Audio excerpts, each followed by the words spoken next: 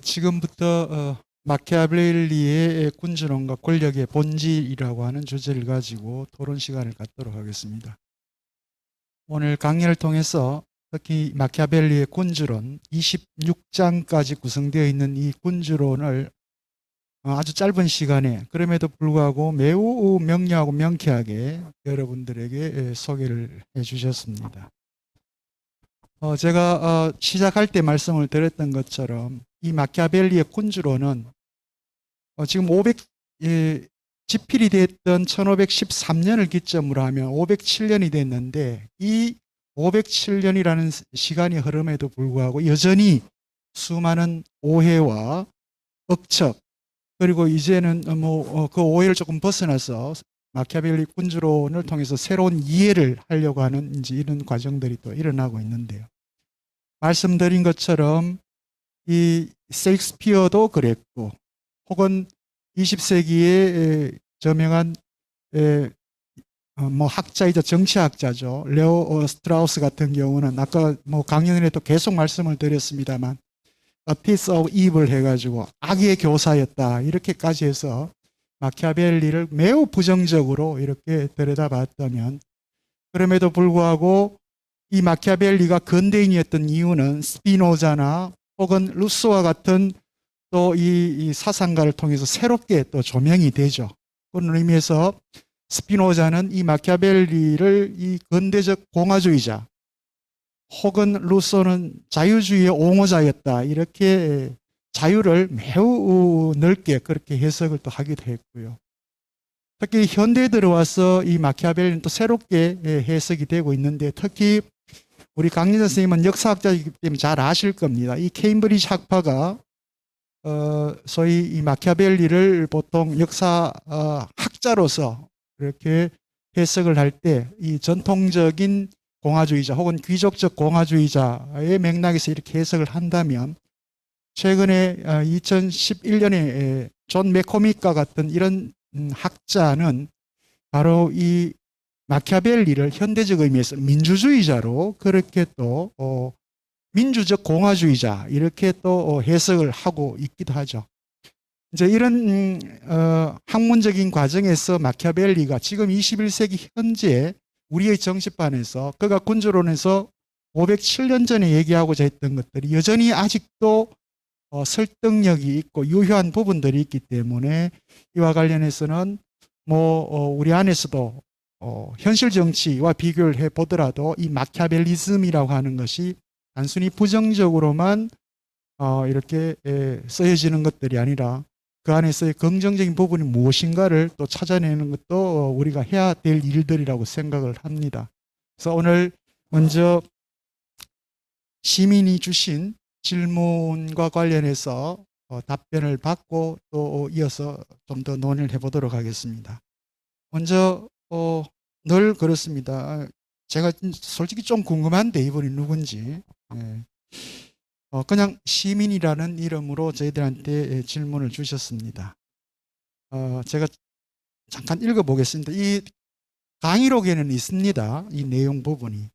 마키아벨리가 절친한 친구 프란체스코 베토리에게 쓴 편지를 보니 감상적이고 낭만적인 사람 같은데, 신군주는 선하지 않은 것을 필요에 따라 사용하고 안 하는 것을 배워야 하고, 악덕으로 간주되어 온 행위들이 정치의 장에서는 미덕이 될 수 있고, 개인이 희생되어도 방종이 국가 전체의 해악이 되므로 신군주는 자신이 가혹하다는 평판에 개의치 말라고 주장하였는데, 자신을 다시 공직에 청구해 주었으면 하는 바람 때문에 그렇게 쓴 것은 아닐까요? 라고 하는 물음이 하나 있고요. 이어서 마키아벨리가 권력자만 생각하고 시민 생각은 전혀 안중에도 없는 것 같은데 왜 그랬을까요? 물론 강의 중에서 이 내용 부분이 일부 답변이 됐습니다만, 시민께서 보내주신 이 물음과 관련해서 우리 교수님께서 짧게 설명을 좀 해주시기 바랍니다. 앞에 부분은 잘 말씀을 하셨고, 또 제가 강의 중에 이야기 드렸던 것인데 이러한 것들이 자신을 다시 공직에 청구해 주어서는 바람 때문에 그래 쓴 것은 아닐까요?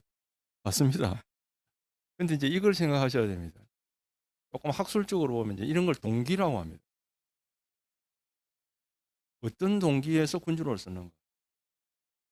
자기가 나 이러한 능력을 갖고 있으니까 줄리아노 로렌초가 나의 능력을 알아달라. 그거죠. 당연히. 근데 상당히 오랫동안 이 동기라고 하는 것과 책을 쓴 동기와 조금 조금 학술적인 이야기입니다. 책의 의도라고 합니다. 영어로 intention이라고 하는. 의도를 혼동해서 해석을 하는 경우가 많아요. 내가 이런 동기에 의해서 책을 저술했다 하더라도 책 안에 쓰여 있는 내용, 그 내용의 논지의 방향, 그것이 그런 동기를 가진 사람이라고 다 또 그렇게 쓰여질 수는 없어요. 그러니까 중요한 것은 어떤 사람의 사상을 해석했을 때 그 사람이 무슨 순수한 사람이라고 봐서는 안 됩니다. 누구나 욕망을 갖고 있잖아요. 욕망 갖고 있는 게 나쁜 것이 아닙니다. 그러나 그 안에 있는 내용이 왜 다른 사람보다 군주론이 문제가 되는가? 군주론의 인텐션, 의도가 저술 의도가 다르기 때문에 그렇다. 그래서 지금 앞에 쭉 말씀하신 것은 제가 말씀드린 것이고 공직에 청구해 주었으면 바람 때문에 그렇게 썼다고 하는 것도 동기상으로 맞지만 그게 맞다고 해서 그냥 답이 되는 것이 아니라 하는 것을 이해하셔야 해요. 그 동기와 관계없이 책 안에 있는 내용을 적절하게 이해하시는 것이 중요하다. 그렇게 말씀을 드려야 되겠고 그렇게 하니까 아마 2차적으로 이런 질문이 나온 것 같아요. 아니 뭐 군주만 생각하고 시민 생각은 안 하냐 이렇게 했는데 아까 제가 10장에서 무자비한 폭력으로 군주가 되는 경우 11장에서 시민의 동의를 받는 경우를 이야기했습니다. 그래서 왜 부가적으로 그걸 썼을까? 마키아벨리는 시민을 생각한 것이 안 한 것이 아니고 군주가 된다 하더라도 군주로서는 군주가 되었으니 성공이지만 그것만으로 부족한 어떤 것이 있다고 본 겁니다. 그래서 시민 생활을 전혀 안 한 것은 전혀 아니고 다른 측면을 보면은 마키아벨리는 그냥 시민의 한 사람이었고 귀족도 아니고 친구들하고 잘 지냈고 뭐 이야기꾼이라서 만나는 데마다 사람들 중심에 있었고 이런 사람이지 이 사람의 삶의 어떤 부분을 쳐들어봐도 금모술수를 가지고 남을 배신한 경우가 없어요. 거꾸로 좀 했으면 좋겠다는 느낌도 드는데 나중에는 남한테 어떻게 보면 배신을 당해서 자기 관직까지 잃습니다. 그러니까 안에 있는 어떤 내용을 좀 과장 해석해서 마키아벨리의 인간성이나 마키아벨리 그렇게 했을 것이라고 생각해서는 안 된다. 이렇게 말씀드리면 됐고요. 그다음 예. 다른 질문은 뭐 늘 성실하게 또 질문해 주시는 신암동의 강도기 님입니다. 오늘도 물음을 세 개를 주셨는데 오늘 물음은 기본적으로 강연에서 사용됐던 내용보다는 바로 이 마키아벨리의 또 다른 저서들, 중요한 저서들이 있는데 그 저서들과 관련된 얘기입니다.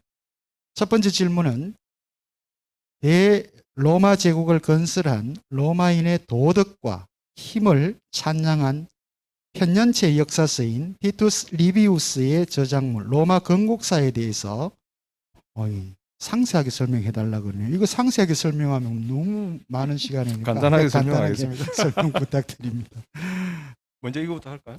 예, 근데 여기 왜 로마 건국사 괄호 1519년 이렇게 되어 있는데 티투스 리비우스는 로마 공화국사를 사실 쓴 고대 로마의 사람이기 때문에 이 책이 1519년에 나올 리는 없고 이렇게 써놓으신 걸 보니까 티투스 리비우스의 첫 10권에 대한 주석이라고 하는 흔히 한국에서는 번역을 로마사 론 이렇게 번역이 많이 되어 있고 뭐 서양의나 또 저는 리비우스 논고 이렇게 번역한 것을 말합니다. 이른바 디스코르스라고 하는 건데 그래서 이거는 로마 건국사가 아니고 줄여서 리비우스 논고 이렇게 되어 있는 게 1519년쯤에 나온 거로 되어 있습니다. 명확한 연대는 명확하지 않습니다만 구고합니다.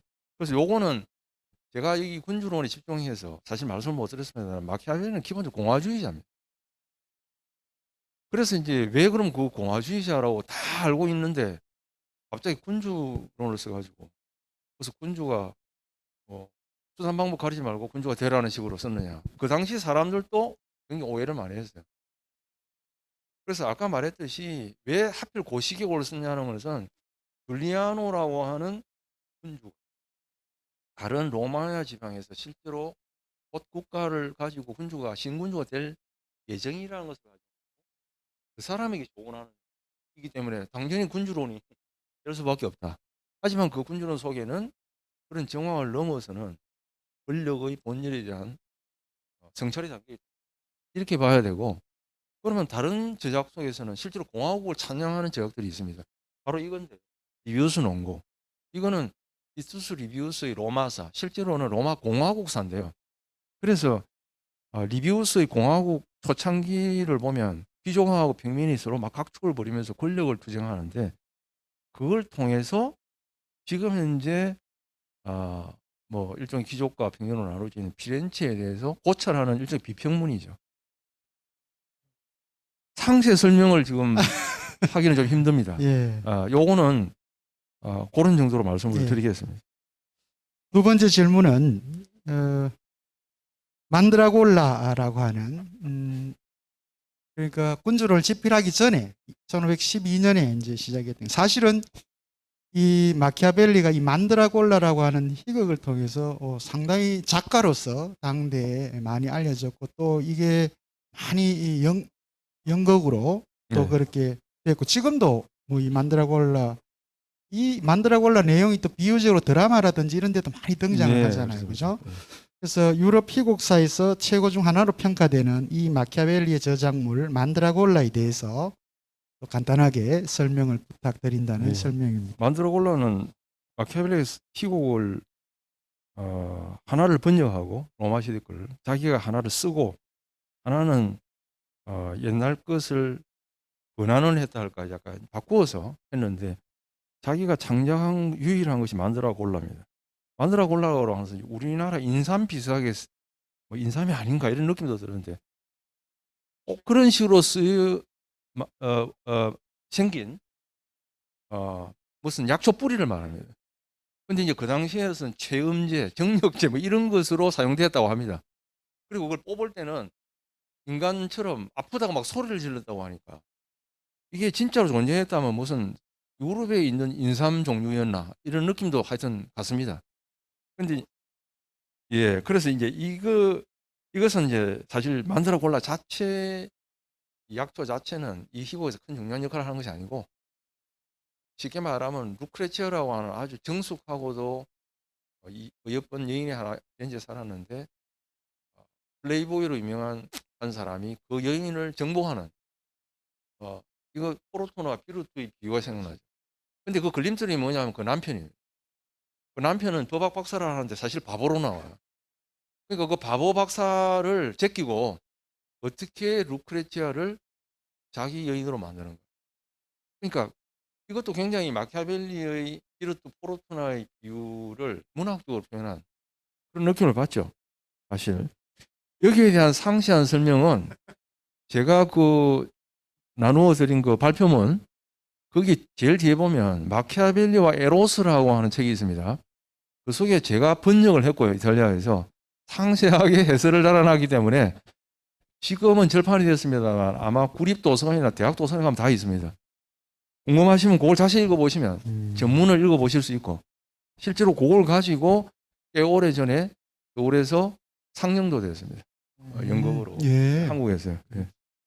세 번째는 이게 보카치오의 데카메론에서 영향을 받았다는 그런 기술을 제가 어디서 읽은 적이 있던 것 같은데. 이제 만드라골라가 아까처럼 그런 남녀의 관계에 관한 거다 보니까 뭐 보카초의 데카메론은 그런 식으로 각색이 많이 됐잖아요. 그래서 만드라골라라는 외국 제목을 달아놓고 실제로 보카초적인 그 영화를 찍은 그런 제목도 실제로 있습니다. 예. 예, 세 번째 예. 질문입니다. 메디치가의 부탁을 받고 피렌체 피사 대학에서 의뢰해서 쓴 정치사에 관한 마키아벨리의 저작물, 뭐 최후의 작품이라고 볼 수 있는데요. 피렌체사입니다.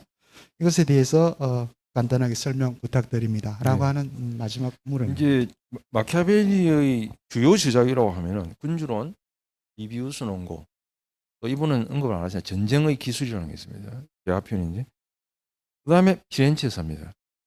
이 피렌체사는 피렌체가 초창기 도시가 발전하면서 아까 말씀 뽀폴로 뭐 이렇게 코무네라고 하는데요. 코무네라고 하는 것은 우리가 도시라고 말하는 것의 핵이 되는 어떤 뭐 개모임, 개조직 같은 무슨 조직을 말합니다. 코무네. 보통 역사에서는 도시라고 하지 않고 코무네라고 많이 하는데 코뮌이죠. 이제 거기부터 시작해서 1492년 콜ум버스가 아메리카 대륙에 갔을 때인데 바로 똑같은 해에 아까 말한 대인 로렌초가 죽습니다. 대인 로렌초 이전까지만 쓰고 있어요. 그래서 어떤 사람은 이걸 미완성 작품이라고 볼 수 있습니다. 왜냐하면 대인 로렌초에 대한 평가야말로 메디치가에 대한 평가가 될 수 있는데 메디치 공화주의자의 기조를 계속 갖고 있다고 생각하는 마키아벨리가 자기의 어떤 입신 출세로서 메디치 기대를 쓰지 않을 수 없고 그 사람의 의뢰에서 피렌체를 썼기 때문에 이제 로렌초에 대해서 쓰기 시작하면 이거는 양당 간에 결단을 내려야 되는 선택의 순간이 오잖아요. 그래서 묘하게 그 앞에서 그만두고 의뢰했던 그 나중에 클레멘스라 7세가 되는 그 줄리아노를 찾아가서 저기 썼습니다. 그래서 그게 완성작인지 요까지 보여준 것인지는 알 수가 없어요. 그러니까 그런 정도인데 피렌체사 제가 이제 뭐 얼마 안 있으면 퇴직입니다. 그런데 그 다음에 요 피렌체사를 두 번째로 번역하려고 생각하고 있습니다. 요건 아직 번역이 안 돼 있고 그냥 역사인데 사실 이 속에도 이론적인 책 이상으로 또 새로운 마키아벨리의 여러 가지 생각들을 볼 수가 있습니다. 네. 이와 관련해서는 어떻게 보면 우리는 지금 마키아벨리 군주론과 관련해서 계속 이렇게 얘기를 하고 있는데 사실은 마키아벨리 자신도 다른 어떤 그 작가다 뭐 정치학가다 뭐 이런 것보다도 역사가로 불리기를 당대 살아 있을 때도 예, 그렇게 그렇게 이야기했습니다. 얘기를 했다 그러대요. 그건 또 다른 말로 하면 마키아벨리는 역사학자로서 자기 역할이 있었다라고 이렇게 생각을 했던 겁니까? 뭐 아니면 본인은 어쨌든 자기는 비극 작가, 뭐 역사가 등등으로 다 불리고 싶다고 이야기를 했어요. 근데 이 역사라는 것은 어쨌든 원래 역사를 쓰려고 한 건 아니고 어떻게 해서 메디치가 로부터 인정을 받고 싶어 하는데 그래 관직에 다시 돌아가니까 그때 말하자면 메디치가로서 의뢰를 받을 수 있는 것이 바로 피렌체 역사였고 이 피렌체 역사는 굉장히 전통이 있어요.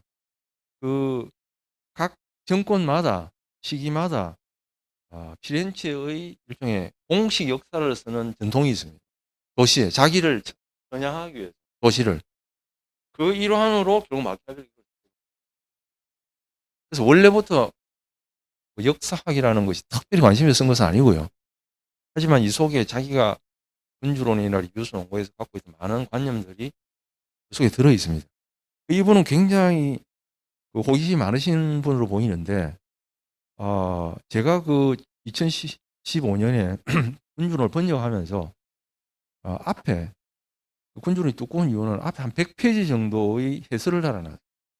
거기 보면 지금 여기에 궁금해하는 것들이 거의 대부분이 일단 들어 있습니다. 그거 한번 읽어보시면 좋겠습니다. 예, 고맙습니다. 혹시 우리 원장님 뭐 질문 있으면 예. 오늘 그 정치와 관계되는 그런 특강이었기 때문에 우리 현재와 비교해서 한번 이런 생각을 해봤습니다. 마키아벨리적인 의미에서 현재 한국 정치 행태의 개선점은 무엇인가? 예를 들면 조국 전 법무부 장관이라든지 현 추미애 법무부 장관 등등을 중심으로 해서 한 말씀 해주시면 고맙겠습니다.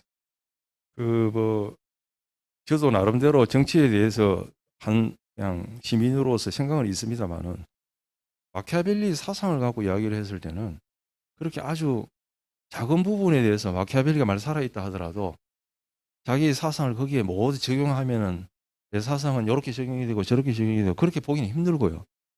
마키아벨리 사상을 현대적으로 변형하면 아까 제가 정치가 뭐 연예인 이야기를 좀 했습니다만은 일단 우리가 정치를 바라볼 때 시민들이 바라볼 때 그 안에서 벌어지는 약간 진흙탕 싸움 같은 것들이 있죠. 어디에나. 근데 그걸 보고 그냥 냉소주의로 가지 않았으면 좋겠다는 거예요. 왜 그러냐면 정치가 원래 그런 겁니다. 약간. 그래서 시민들은 자기가 어떤 생각을 갖고 있든 간에 그냥 냉소하고 정치는 내하고 관계없다. 그렇게 해서는 안 된다. 왜냐하면 정치는 본질적으로 그런 것이기 때문이다.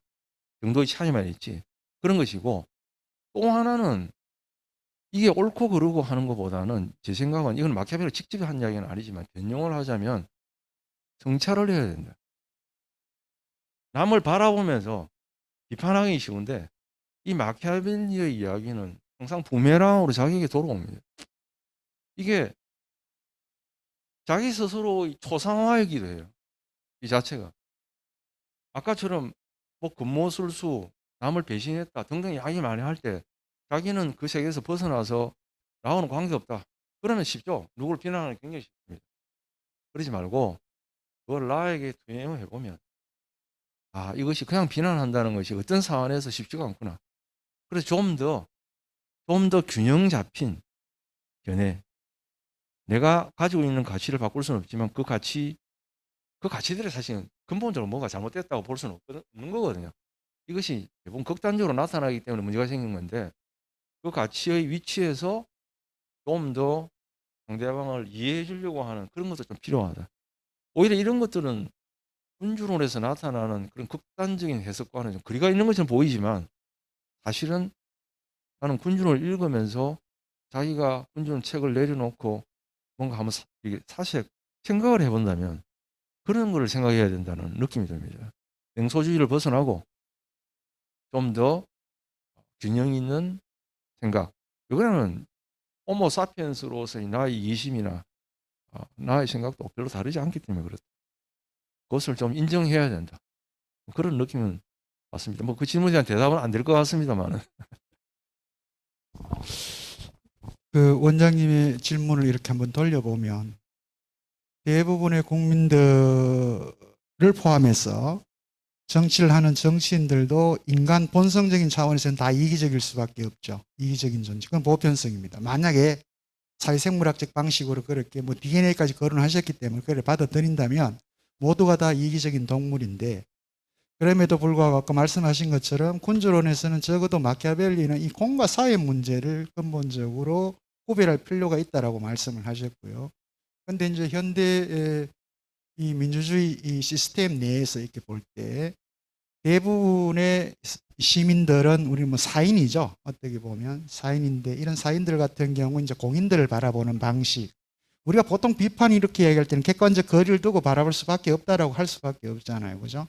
그러니까 지금 예를 들어 이제 저희들이 사인들의 입장에서 그 공인들의 행태와 관련해서 사실은 그 안에 초점에서는 기본적으로는 도덕적인 부분 그리고 각자가 가지고 있는 어떤 종교적인 그 믿음에 대한 도덕적 가치를 갖고 이렇게 들여다보는 경우들이 많겠죠. 아무래도 그죠?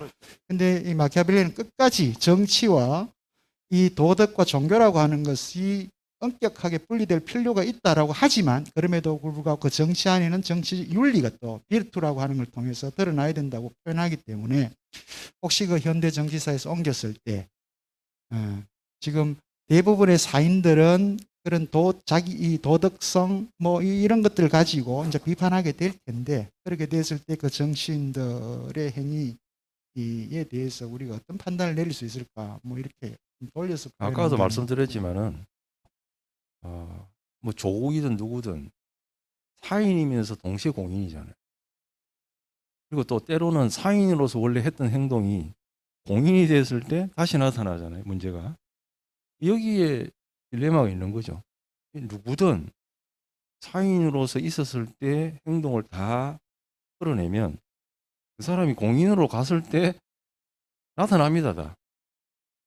그러니까 그거는 뭐 마키아벨리가 아니라 누가 와도 어쩔 수 없는 상황입니다. 그거는 인간이라면 다 그렇게 돼 있는데 다만 말씀드릴 수 있는 것은 정치라고 하는 정치인은 끊임없이 그 공과 사의 경계선을 왔다 갔다 줄다리기를 해야 되는 어떤 운명을 타고났어요.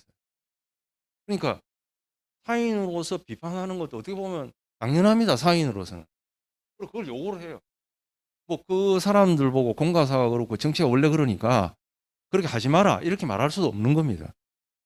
그랬을 때 거꾸로 정치인 같으면은 오히려 그것을 잘 인식하고 평소에 문제가 될 만한 사적인 행동에서 문제가 될 만한 걸 안 하는 게 사실 자기한테 좋죠. 근데 인간이라는 것은 대부분 불완전하고, 특히 이상을 이야기하는 사람들이 이상과 현실과의 괴리가 또 크고, 그러다 보니까 이제 이런 상황이 생깁니다. 어쨌든 자기들은 그 사람들, 민주사회에서 그 사람들 지지를 받아야 되는데, 어떤 그런 문제 때문에 지지를 못 받으면 자기들한테는 마이너스잖아요. 그러니까 마키아벨리가 살아있다 하더라도 뭐 딱 부러지게 뭐 좋은 어떤 대답을 내놓을 수는 없었을 것 같습니다. 정치인들이 이러한 마키아벨리 군주에 나타나는 이런 권력이라고 하는 것에 대해서 좀 직시했으면 좋겠다. 로드 액턴이라는 사람이 유명한 말을 남겼습니다. 권력은 부패하며 절대 권력은 절대적으로 부패한다. 쉽게 말하면 권력은 부패하게 되어 있습니다. 부패라는 것은 시간이 지나감에 따라서 원래의 원리와 정신이 사라지는 걸 말하는데요. 모든 측면에서. 그것이 정치인의 운명이에요.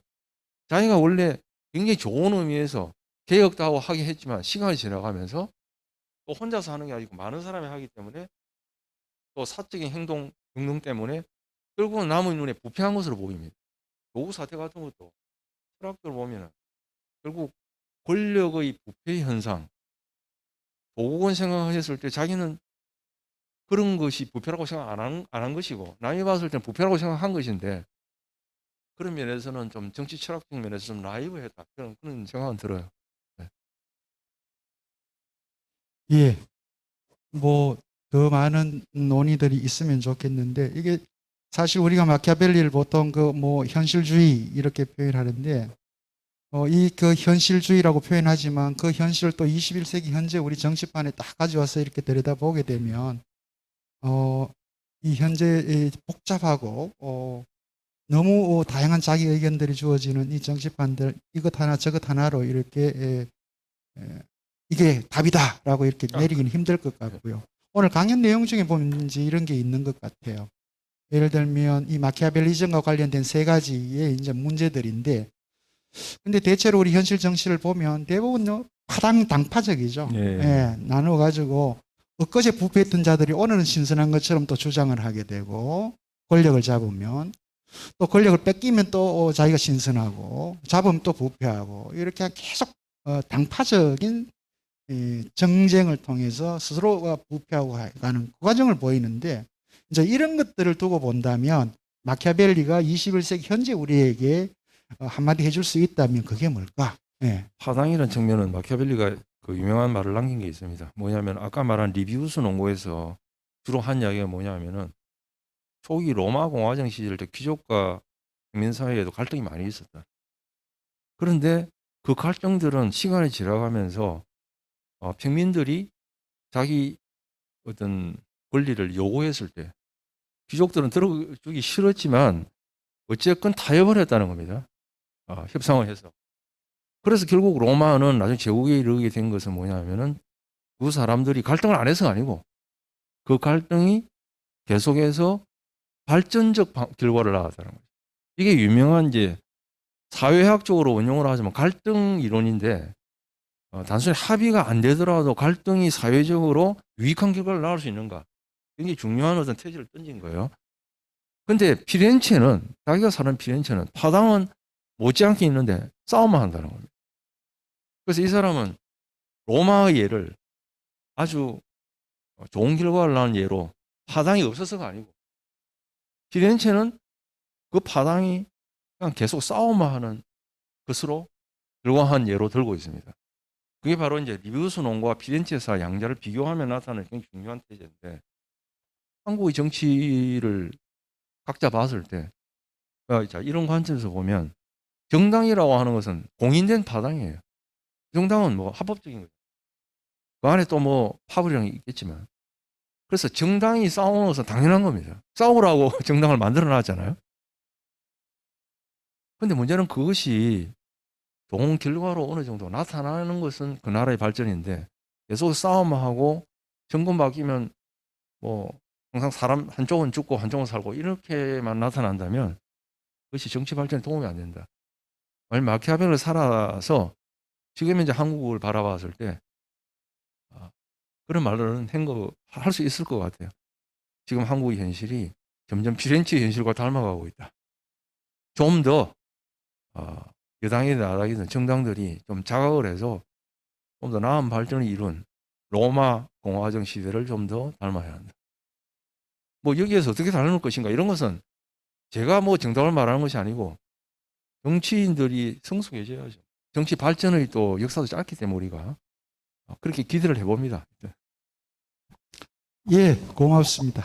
뭐 너무나 이건 뭐 논쟁거리가 될 수 있는 문제들이기 때문에 더 깊게 들어가면 또 더 많은 얘기들이 나올 수 있겠습니다만 오늘 이 정도에서 마무리를 할 수 있도록 그렇게 하겠습니다. 예, 오늘 770회입니다. 이제 저희들 목요 철학 입문 포럼 40주년 행사를 딱 2주 두 번째 남겨놨습니다. 10월 8일이면 저희 계명 목요 철학원 이 목요 철학 입문 포럼 40주년을 맞게 됩니다. 40회 생일이 되는데요.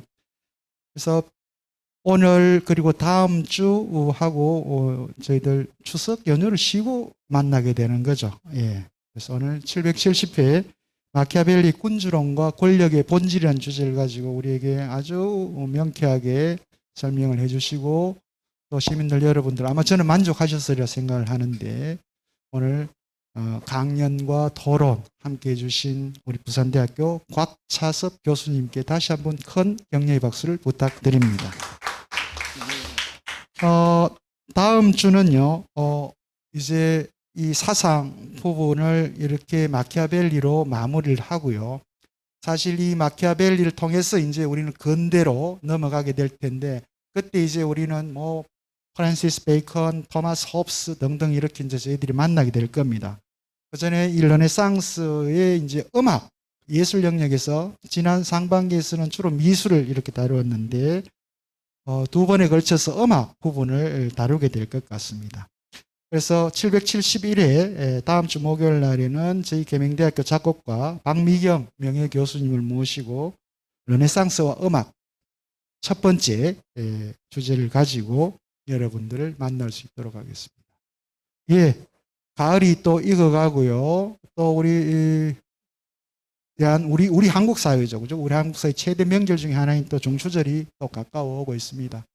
마음은 뭐 이렇게 많이 바쁘실 것 같은데 코로나 때문에 또 한편으로는 불편하기도 하고요. 그럼에도 불구하고 저희 목요 철학 입문 포럼을 애청해 주시는 시민 여러분들 늘 건강하시고요. 다음 주 이 시간에도 여러분들 건강한 모습으로 이 자리에서 만나 뵐 수 있도록 하겠습니다. 안녕히 계십시오. 고맙습니다.